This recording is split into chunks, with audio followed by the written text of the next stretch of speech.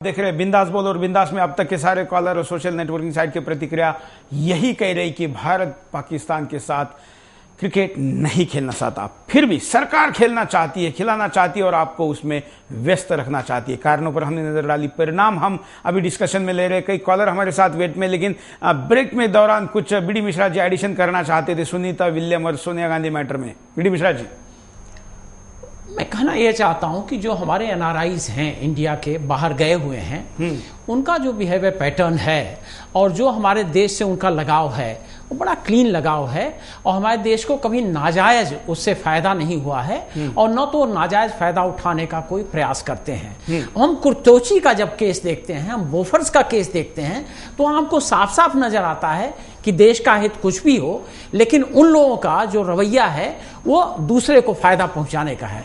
और ये Bofors case में बहुत ही क्लियर है।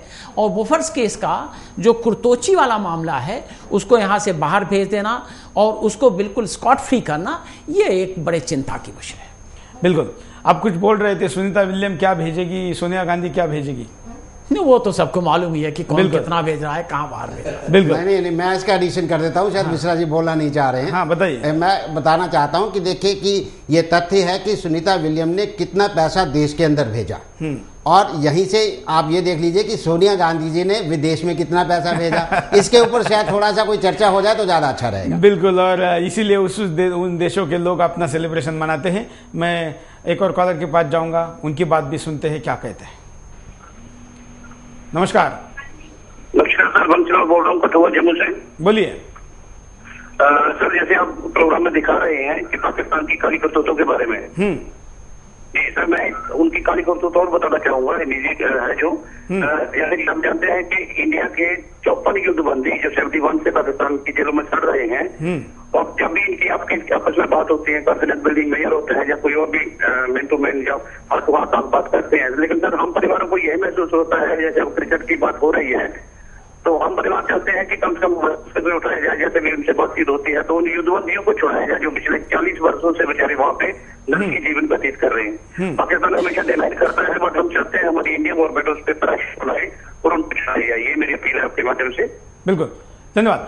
मोहम्मद अफजाल जी, यहाँ पर सोशल नेटवर्किंग की साइट पर कई सवाल ये पूछे जा रहे हैं कि वहाँ पर जो खास करके हिंदू, वैसे तो वहाँ मुसलमान भी जो भारतीय सैनिक का अरेस्ट उनके पास है, उनको भी उन्होंने नहीं बख्शा है, लेकिन जो हिंदू है उनको इस्लाम कबूल करे बगैर नहीं छोड़ेंगे। ये बात कुछ सामने आने लगी है। वहाँ के ह्यूमन राइट कमीशन ने भी इस बात को कहा है।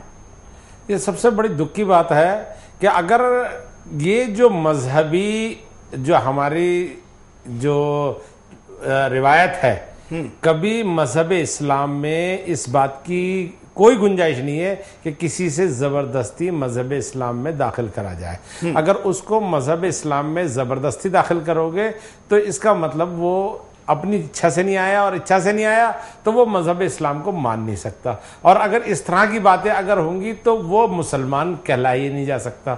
जब वो मुसलमान ही नहीं कहलाया जा सकता तो अगर इस तरह की बात करके इस तरह का कट्टरपंथ अगर हम दिखाएंगे तो दूसरे मजहब के मानने वालों का मजहब इस्लाम के बारे में क्या दृष्टिकोण हो जाएगा, क्या बिल्कुल। लेकिन ये इस्लाम की दृष्टिकोण की चिंता अगर पाकिस्तान को होती तो अपने यहाँ पर आतंकवाद का हब निश्चित नहीं बनने देता। यकीनन देखिए, मजहब इस्लाम में जो कुरान करीम बिल्कुल साफ साफ कहता है कि इन्नल लजीना आमनु व हाजरू व जहादू बि अमवालिहिम फी सबिलिल्लाह, वो लोग जो ईमान लाए, इन्नल लजीना आमनु व हाजरू, जिन्होंने हिजरत करी, जो अपने घरों से निकल पड़े, वह जहादू, जिन्होंने जिहाद किया, किस चीज के लिए, बि अमवालिहिम, अपना माल खर्च कर दिया, बि अनफुसिहिम, अपनी जानें कुर्बान कर दी, फी सबिलिल्लाह, केवल अल्लाह की, ईश्वर की रजा के लिए, कि वो हमारे इस काम से प्रसन्न हो जाए। इसको जिहाद कहते हैं। इसको जिहाद नहीं कहते कि आप बम बांध कर आए और मासूम लोगों को उड़ा दें। ये जिहाद नहीं है, ये आतंकवाद है। और मजहब इस्लाम में ऐसे आतंकवादियों के लिए जन्नत नहीं है, जहन्नुम है। और ये सीधा सीधा हमारे देश के सब मुसलमान जानते हैं, हमारे उलेमा भी जानते हैं, और उन्होंने बहुत सारे फतवे इस बात के लिए दिए भी हैं। बिल्कुल। शौकत पठान यहाँ पर परभनी महाराष्ट्र से SMS करके कह रहे हैं कि भारत के मुसलमान ये ना भूले कि अगर पाकिस्तान भारत पर न्यूक्लियर बॉम्ब डालेगा तो मरने वालों में मुसलमान भी होंगे। कॉलर की बात सुनते हैं, क्या कहते हैं। नमस्कार, बोलिए, क्या कहना है आपका। हेलो, बोलिए। जी, रणविजय सिंह बोल रहा हूँ लखनऊ से। बोलिए। ये महत्वपूर्ण विषय आपने उठाया, बहुत बहुत आपका इसके लिए धन्यवाद। लेकिन आप जरा ये देखिए कि कश्मीर की केसर की क्यारियों को जिन्होंने लहू से लाल कर दिया, आज हम उनको निमंत्रण पत्र भेज करके हिंदुस्तान बुला रहे हैं। क्या इन हुक्मरानों ने पूछा काम्बले और तरकरे की बीवियों से कि इन पाकिस्तानियों को जिन्होंने तुम्हारे पतियों को मार डाला, हम उन पाकिस्तानियों को अपने यहाँ खेलने के लिए बुला लें? ऐसी शर्मनाक हरकत इस सरकार ये कर रही है कि जो कूटनीति की बात करते हैं, इनको मूर्खों से ये पूछिए कि ये कूटनीति की बात करते हैं। ऐसी कूटनीतियां इन्होंने ताशकंद और शिमला में भी की थी। 4 पंक्तियां हैं, मैं पढ़ करके सुना रहा हूँ आपको। हम डरते नहीं अणुबम्बों से, विस्फोटक जलपोतों से, हम डरते हैं ताशकंद शिमला जैसे समझौतों से। सियार भेड़ियों से डर सकती सिंधु की औलाद नहीं, भारतवंश के पानी की तुमको शायद पहचान नहीं। अरे एटम बम बनाकर तुम अपनी किस्मत पर फूल गए, 65, 71 और 99 के युद्धों को शायद भूल गए। तुम याद करो, अब्दुल हमीद ने पैटर्न टैंक जला डाला, हिंदुस्तानी नेटों ने पाकिस्तानी जेट जला डाला। पाकिस्तान कान खोलकर सुन ले, की जंग छिड़ी तो नामो निशान नहीं होगा। कश्मीर तो होगा नक्शे में, पर पाकिस्तान नहीं होगा। इन मूर्खों को समझा दीजिए। मैं इस मंच को चुनता हूं, मैं मूर्ख शब्द वापस लेता हूं, लेकिन इन हुक्मरानों को समझा दीजिए कि कूटनीतिक कोई चाल चलने वाली नहीं है। अब इस पाकिस्तान का चेहरा उजागर हो चुका है। पहले उन दोषियों को दंड दीजिए जिन्होंने 26/11 में और उससे पहले आज तक 1947 से लेकर के आज तक इस देश को लहूलुहान करके रखा हुआ है। ऐसे लोगों को दंड दीजिए, उसके बाद में कभी खेल पर विचार कीजिए। बिल्कुल, हम यहाँ पर उपाय पर नजर डालते हैं कि उपाय क्या हो सकते हैं। देखिए स्क्रीन पर, भारत पाक श्रृंखला को तुरंत रद्द किया जाए। देश की आवाम की आवाज को ध्यान में रखते हुए क्रिकेट श्रृंखला को तुरंत रद्द कर दिया जाए, क्योंकि भारतीय आवाम चाहती है कि आतंकवाद और क्रिकेट दोनों एक साथ नहीं चल सकते। भारत सरकार पाकिस्तान से बातचीत तुरंत बंद करे। पाकिस्तान से बातचीत और क्रिकेट को पिछले 6 दशक बीत गए, मगर पाकिस्तान कभी नहीं सुधरा। अब भी हम बातचीत की मेज पर हैं, तो क्या पाक ने एक भी आतंकी को हमें सौंपा? क्या किसी पाकिस्तानी आतंकी को पाक ने सजा दी? नहीं। जनता भारत पाक श्रृंखला का विरोध करे। अगर भारत पाकिस्तान में क्रिकेट श्रृंखला होगी तो पाकिस्तानी आतंकी आम दर्शक बनकर भारत में आएंगे। इसके बाद वो भारत में ही गुम हो जाएंगे, क्योंकि इन आतंकियों के दोनों तरफ के आका यही चाहते हैं। भारत की सैन्य ताकत को बढ़ाया जाए। पाकिस्तान को पता है कि भारत की सैन्य ताकत खोखली है। ये बात अभी सेना प्रमुख ने भी सरकार को बताई थी। भारत की सेना आधुनिक हथियारों से लैस नहीं है। पाकिस्तान को भी ये पता है, इसी की वजह से उसके हौसले बुलंद हैं। भारत सरकार वोट बैंक की राजनीति बंद करे। भारत सरकार को वोट बैंक की राजनीति की वजह से ही आज पाकिस्तानी आतंकियों के हौसले बुलंद है। इसी वोट बैंक की राजनीति की वजह से सरकार इन खूंखार आतंकियों को सजा देने से डरती है।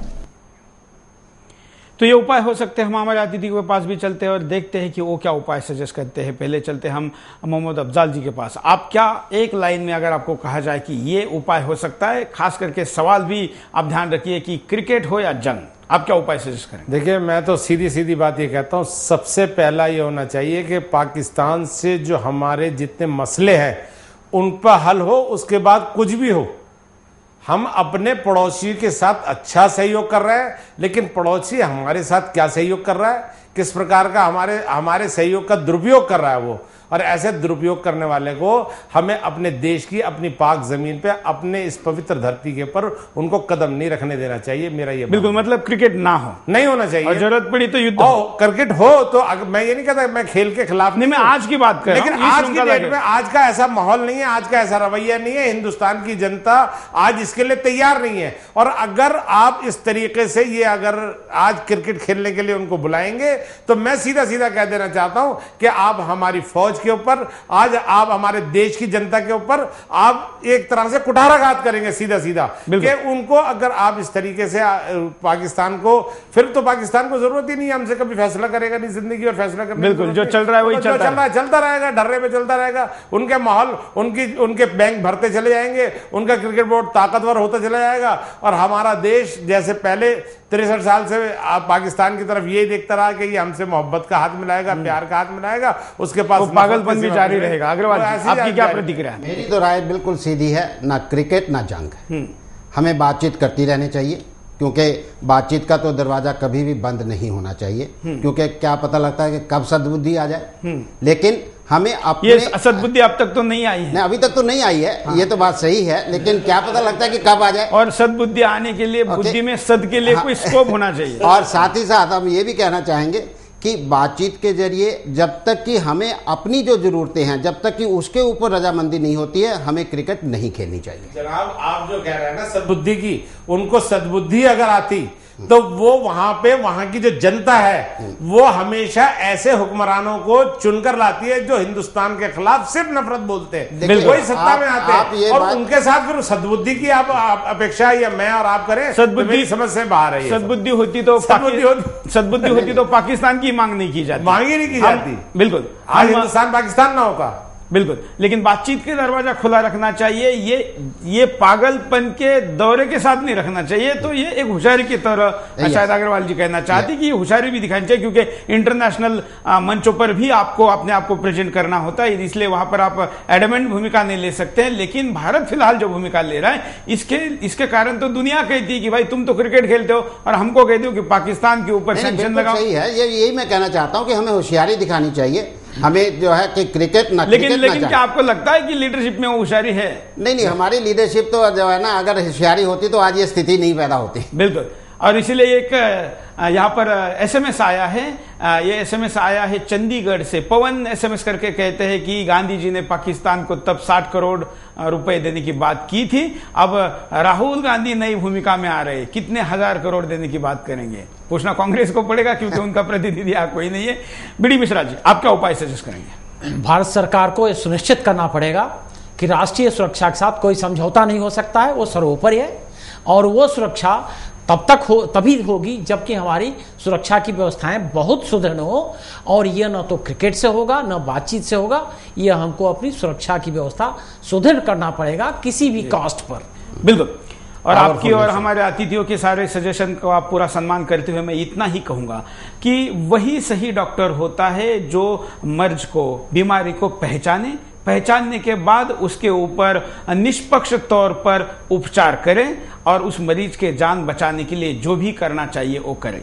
अगर हम किसी देश के लिए इस बात को एज इट इज इम्प्लीमेंट करना चाहते हैं, लागू करना चाहते हैं, और खास करके भारत के बारे में हम जब ये बात करते हैं, तो पाकिस्तान के साथ का मर्ज हमको पता है, ये बीमारी हम पहचान चुके हैं, हम उपचार करने से क्यों डरते हैं, ये सबसे बड़ा सवाल है। और मुझे लगता है कि इतने हरकतों के बाद अगर युद्ध उपचार नहीं है, सैनिक ऑपरेशन उपचार नहीं है, तो उपचार करने वाला पागल है, या उपचार की अपेक्षा इसी ढर्रे पर रखने वाली देश की जनता भी पागल है। हम आशा करते हैं जो बात अग्रवाल जी ने कही थी, क्योंकि इस कार्यक्रम में फिलहाल हम हमले की जगह खुद तो अपेक्षा ही व्यक्त कर सकते हैं कि देश के लीडरशिप को सद्बुद्धि मिले, क्योंकि उधर सद्बुद्धि मिलने की अपेक्षा नहीं है, इधर भी वैसे कमी है, लेकिन फिलहाल वही कर सकते हैं कि यहाँ की लीडरशिप को सद्बुद्धि मिले, लेकिन यहाँ के जवानों के मन में, सैनिकों के मन में पाकिस्तान का ये जो पूरा खिलौना खेल है, और इस बात को भूले बगैर कि कुत्ते की दुम कभी सीधे नहीं हो सकती, उसको पाइप में डालो या उसको मस्का लगाओ, बटर लगाओ, उसको घी लगाओ, वो हमेशा टेढ़ी होगी। इस बात को भूले बगैर, किसी भी झूठे आशावाद में फंसे बगैर हम पाकिस्तान की तरफ अपना स्पष्ट नजरिया रखें। हम युद्ध भले बाद में करें, फिलहाल अगर स्पष्ट नजरिया भी रखें तो भी हम पाकिस्तान से होने वाले नुकसान को कम कर सकते हैं। मैं तीनों अतिथियों का आभार व्यक्त करता हूं कि आप आए और आपका समय बहुमूल्य यहां पर बिंदास बोल में दिया, और आप सारे दर्शकों का भी आभार व्यक्त करता हूं। आप भी बिंदास बोल में क्या हो विषय हमको सजेस्ट कर सकते हैं, इसके लिए आप हमारे नंबरों पर, हमारे ईमेल आईडी bindasbol@sudarshan.tv.com पर, और हमारा पता Sudarshan TV A88 sector 4 Noida पर भी हमें कई मुद्दे और विषय भेज सकते हैं। आज के लिए इतना है। जय हिंद।